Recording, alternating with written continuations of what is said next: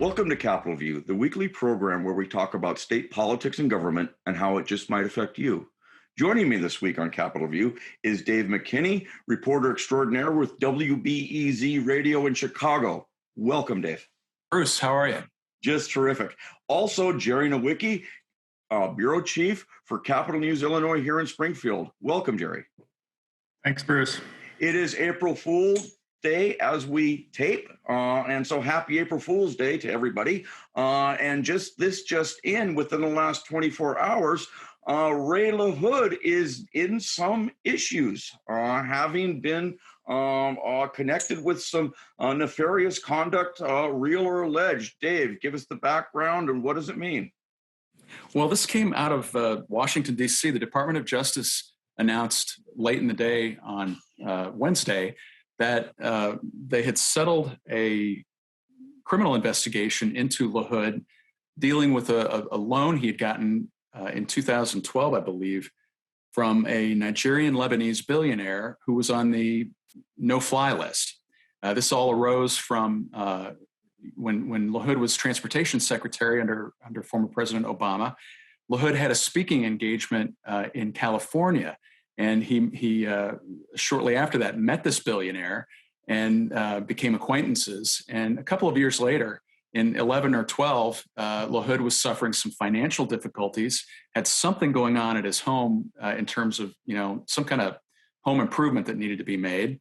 And he put out the word that he needed some money and help. And this billionaire then wrote him a check for $50,000. They considered it a loan. And where LaHood got himself into trouble is that he didn't disclose this income on federal ethics statements as he should have. And to compound problems, when the feds started sniffing around on this, they interviewed LaHood, and he initially told them he knew nothing about the money. And so LaHood probably is lucky that he didn't face criminal charges here. This is an agreement where they settled the case against him.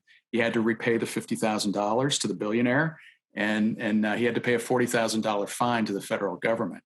So a real surprise, I think, to a lot of people who looked at LaHood, who a Republican in Democratic Illinois. He had a good reputation for the most part, regarded as bipartisan, and was appointed by Governor Pritzker not that long ago to be chairman of the Abraham Lincoln Presidential Library and Museum Board. So he has friends on both sides of the aisle. Yeah, I mean, a huge surprise, because LaHood had always been viewed, I think, absolutely right, as one of those squeaky clean folks that could work both sides of the aisle and everybody respected. And now, I mean, this puts, not to bring Aaron Schock's name into this, but let's bring Aaron Schock's name into this, both from the same area of Illinois, both downstate, and both stained, I think pretty severely here. What does a congressman make? I mean, I'm not sure. I haven't had an opportunity to look this up, but he was broke. I mean, that's how does that happen? Well, Bruce, he wasn't in Congress at this point in time. Okay, he was the transportation secretary, and okay. I don't know what the salary is, but it's a six-figure salary for certain. He's 75 years old now. Go ahead. Yeah, and I think what this does as well. I mean, it creates some questions for Governor Pritzker. What does he do with LaHood as chairman of this board? Did the governor know about the investigation when the appointment occurred? Does it affect LaHood's status now as chairman? And then the other part of it, I think, is we're kind of in that beauty pageant phase of the 2022 election cycle, and LaHood's son Darren, the congressman from Peoria, is on some people's short list as a potential gubernatorial nominee. So, it creates questions also for Congressman LaHood about his father. Sure. I think you're right. Let's dive a little bit into the ALPLM the Presidential Library and Museum Board. Dave, you broke the story a few years ago, 9 years ago, I think, if my memory serves, or almost a decade ago, about the hat. and whether the infamous stovepipe hat is genuine or not. And I will take credit for this, yours truly reported on the most recent ALPLM board meeting where the board of the public institution chaired by LaHood has put the private foundation in charge, essentially, of efforts to determine whether the hat is real. And furthermore, the experts that are going to be retained are going to be required to sign non-disclosure agreements. I'm presuming this is something just maybe a side venture here as opposed to the straight thing. But what do you do if you're Pritzker? And you do have, this has come up, and it didn't come up during Obama's tenure either. And this stuff was going on. How does something like this just fester for as long as it did? Jerry, any questions or any ideas? I'm sorry. Yeah, I mean, it'd be hard for, it's going to be a difficult decision for the governor, whatever he's going to have to do with this. It's hard to prognosticate or whatever, but it's a stain on what appeared to be at the time a pretty safe and a pretty politically savvy hire for that position when they'd gone through some stuff. I think previous director lent a copy of the Gettysburg Address to Glenn Beck. So he brought in Ray LaHood thinking it would be a pretty good hire in that position, and now you're in this scandal. So it's hard to tell how the governor is going to proceed. But one of the other things I was thinking about Ray LaHood is how prominently he played a role in the effort to pass the gas tax hike and the infrastructure bill in the governor's first year. So he's been a pretty present and visible figure in working with Pritzker. So it's a little bit of a black eye in that regard. How much did the old slicks spread to his son, if at all, do you think? That's going to be up to the voters, I suppose. He's in a pretty safe district. I don't know if he's going to be primaried in any regard in terms of Congress, but who knows about other aspirations he has. Yeah. This is not the only issue involving potential corruption in the state of Illinois this week that's come up. Dave, former Senator Collins, tell us about that. Yeah, that came out of the U.S. Attorney's Office in Chicago on Wednesday. Former state senator and former state representative Annazette Collins, who represented part of Chicago's west side and part of the north side, she wound up being indicted in a 5-count indictment on tax evasion charges and for underreporting income.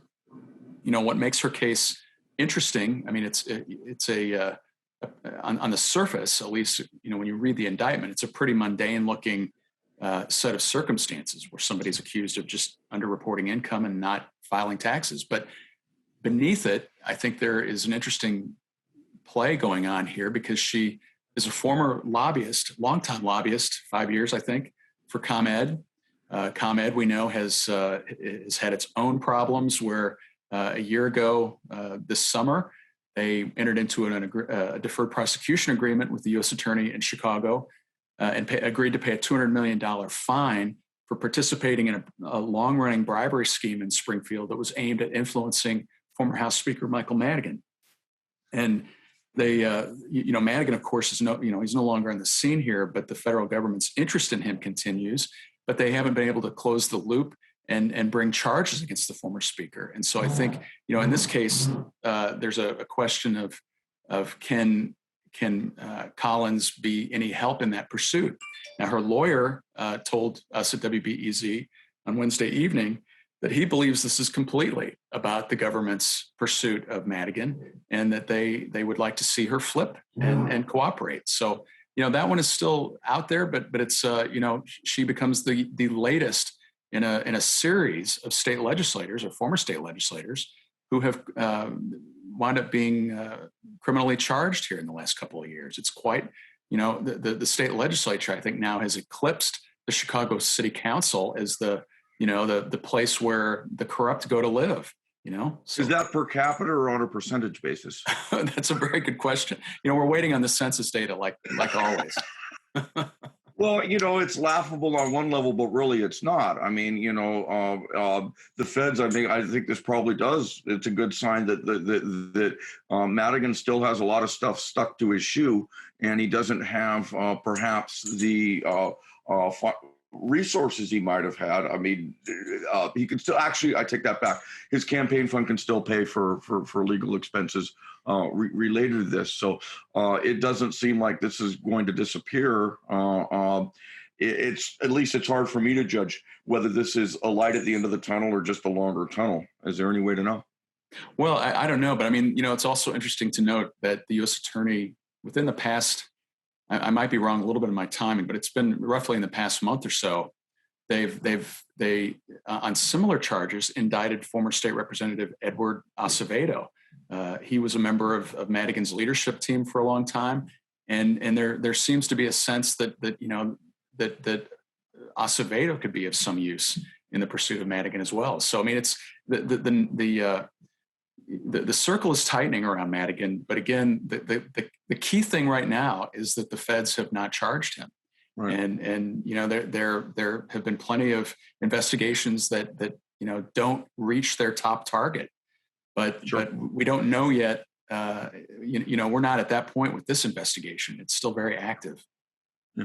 Let's jump into the realm of politics, pure politics here for a second, and that being the race for governor. Governor Pritzker has recently given his campaign committee a whole bunch of money, $35 million, without announcing he is going to run. That just $35 million doesn't mean you're going to run for election, or does it? What do you think, Jerry? If you paid $35 million, is that a good sign that the governor's going to be on the ballot in 2022? It seems to point that way. He, of course, said that's not what he's thinking about amid the pandemic. He said that basically to all the reporters in the state who had a one-on-one with him a couple days after, I think it was, that he made that $35 million payment. But, he's putting all that money in. It seems like it's an investment in something, and it would pretty much be an investment in himself. So, is it an investment in credibility? Because when somebody tells me I'm looking forward, I don't have anything to think about politics right now, and then they give themselves $35 million, do you trust them as much as you used to? What do you think, Dave? Well, I mean, traditionally, when you see big money like that going in at this stage of an election cycle, its purpose is really to sort of clear the field.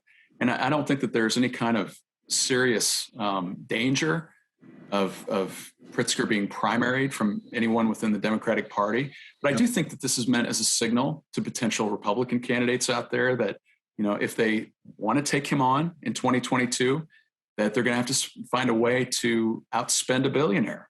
And we've seen in his gubernatorial election, I mean, he spent, I think it was close to $100 million, all self-financed. So he has that capability. And there really aren't any Republicans right now who have shown interest in the 2022 race, who have those deep pockets. And so I think that that's what this is. It's a real clear message sent to the Republican field out there that, I haven't announced, but get ready. And, you're gonna lose on the TV airwaves when it comes to advertising if you don't, if you think you can outspend me. Well, two questions. Let's ask Bruce Rauner how much money makes a difference when you've done a lousy job. And not that Governor Pritzker's done a lousy job, but Bruce Rauner was roundly seen as a failed governor, both by folks from within his own party and obviously from the loyal opposition. And so he had tons of money. If you ain't got no message, if you screwed up, how far does that take you?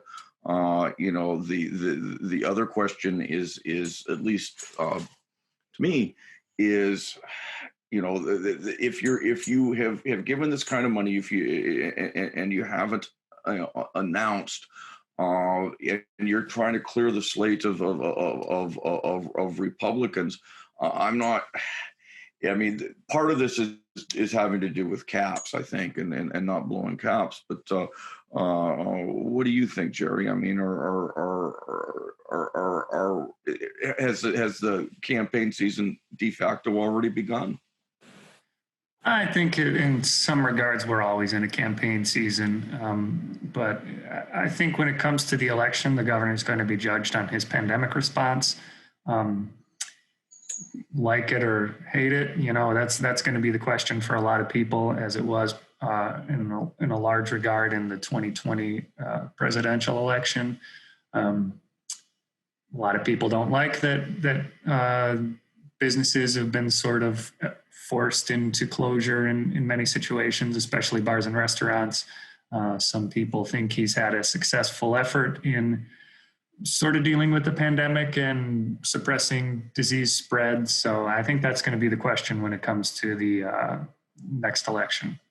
Yeah, but if the election is held today, I mean, 2022 is obviously a couple of years back or away from us. The pandemic of 1918 didn't really resonate in the next presidential election. It just kind of disappeared and everybody forgot about it. So, not that this is really going to be forgotten about, but on the one hand, you can say, I think that the governor is, as most folks, I think, support him. If you're looking at the polls, he's gotten a lot of support for, I think, his efforts in dealing, with the pandemic. Also, he can point to maybe a few economic gains despite all of this. I mean, for one thing, Moody's has recently upgraded state bonds. I mean, they're now from negative, we're not at junk bond status, to treading water, which is stable.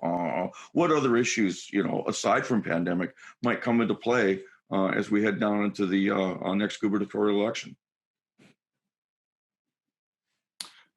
Well, we'll both jump at once here. I mean, to the pool. Yeah, exactly. On the pandemic, I mean, another point, before we move on, I mean, there's is a consortium of universities, Harvard, Northwestern, a couple of others, that have been tracking state governors and their approval ratings and their dealings with the pandemic since it began. And Pritzker's numbers, like everyone's numbers, were really through the roof at the beginning of this. People were very supportive. But since then, I mean, as of, I think, late February, that was the last data I looked at, his numbers had fallen by 20% below a majority on his handling of the pandemic. And so I think that reflects, a general sense of fatigue that people have, maybe not so much with him, but with just the when is this thing ever going to end kind of thing.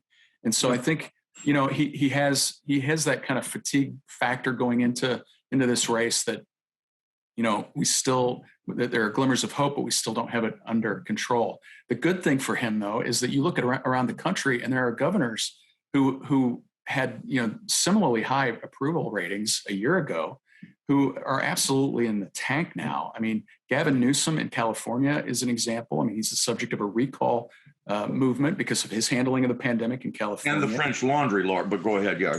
Absolutely. And then the other issue, of course, is in New York and Governor Cuomo there. I mean, he, of course, everything now is focused on the sexual harassment cases that keep coming out of the woodwork against him. But remember, his problems began with basically phony death data involving nursing homes that the state of New York was circulating under his watch. And Pritzker has avoided those kinds of pitfalls that politicians can sometimes fall into. And so I think that, he's got that advantage that there have been no major catastrophes. You could call 36 deaths at a veterans home to COVID a disaster. But again, and Republicans are trying to make that an issue. But that was pretty much going to any nursing home in the state of Illinois, and you would find horrible circumstances like that. Yeah. I mean, I think it's pretty clear. Pritzker's no Cuomo in terms of what he's facing right now. I think at least folks don't, I think, see him as nefarious or inept in the sense that some folks thought of former Governor Quinn, or corrupt as folks thought of Blagojevich. It does seem very much in play, but that Republicans are eager to challenge him, and we just this week got a new challenger, Gary Rabine. What do we know about this guy? He's announced I'm going to run for governor as a Republican, and I'm a businessman, and he won't avow or disavow or say much about what he thinks about our former president, Mr. Trump. Is this is the second or third? We got Paul Schimpf, we've got him. How many more can we expect to jump into the fray here in coming weeks? Yeah, there's Darren Bailey, of course. How could I forget? My bad. Rabine, I think, has an asphalt company, and I think his slogan was "paving the way to stay." So you're already seeing some of the themes from previous Republican candidates, which is, of course, high taxes in Illinois, the apparent out-migration of Illinoisans. And that's sort of what he emphasized in his little introduction event in the suburbs. So I think that's the type of theme you're going to see. And I think we will see many more challengers. It's probably going to be a pretty wide GOP field. I don't know if there's going to be a runaway candidate, but we'll just have to wait and see who else expresses interest and what other themes may develop in the election. Right now, I agree with you, Jerry. It seems to be a fairly generic GOP theme: low taxes, fight big government. I presume the corruption card will be played at some point in time. That's par for the course. Darren Bailey seems to have more fire, for lack of a better word. I mean, he's glommed onto an issue in a way, that being COVID response, and he's going to sink or swim with it. Any sense? I mean, right now, there's been no candidate on the GOP side that I'm aware of that has said Donald Trump is bad. I disavow him. Am I wrong? I mean, Paul Schimpf has probably taken on the most moderate tone of any of them so far. And, we're still waiting to hear, as we mentioned earlier in the show, about what Congressman LaHood's intentions are. Congressman Rodney Davis is another name that gets mentioned. And both, Davis and LaHood would have sort of mainstream Republican backing, and there might be some momentum behind candidates like that. They guys like that are both, they're naturally downstaters. It's in the past when downstaters have won statewide office like that, they've also been able to consolidate support in the suburbs. And right now, Democrats seem to kind of control the collar counties. And I think what you may be seeing at play here, I mean, what was interesting out of the Rabine press conference was that, he was asked specifically about whether he agreed with Donald Trump's assertion that the election was stolen. Right. And he wouldn't shoot that down. And so he kind of kept open the idea, of what, has been refuted everywhere. Right. That the election was there was something illegitimate about it. And so, there is an appetite, particularly downstate, for Donald Trump. I mean, he in the general election, he picked up 2.4 million votes in Illinois, and that's a considerable number of people who, they are diehard people. If they're motivated to get out to the polls, if he can capitalize on a group like that, it's a very important thing, especially in a primary. But the thing to remember is in a general election, the Democrat, Joe Biden, got 1 million more votes. And so, right. You may see some kind of splintering of the Trump support among people like him and Darren Bailey, especially if they both stay in it. So I think it's the impact of Trump in the election, in the Illinois gubernatorial election, I think as a final outcome is going to be minimal. Yeah. I mean, perhaps a circular firing squad. We've seen it before. We'll know more later. Speaking of guns, Deerfield, they passed a ban on assault rifles in 2018, I believe. It's now before the state Supreme Court, which has agreed to take this case to determine whether it's a valid ban or not. This seems in light of the tragedies that have hit us lately. Could Illinois again find itself on the forefront of gun rights and Second Amendment issues as we did with the McDonald case about a decade ago, where the right to possess a handgun was upheld in the city of Chicago.